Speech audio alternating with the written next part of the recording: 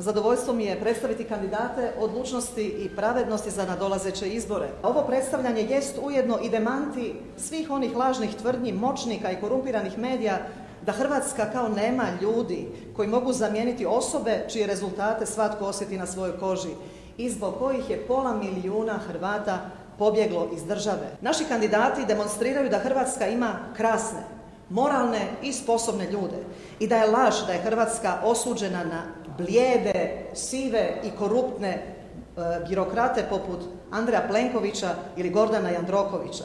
OIB se ne miri s bezakonjem, lopovlukom ni s nepravdom, niti prihvaća lažne dvojbe, ni manipulacije. Naše ime je naš program. Mi smo odlučni uspostaviti pravednost u Hrvatskoj. Hrvati nisu drugorazredni građani u Europskoj uniji i s tim programom izlazimo pred naše hrvatske građane.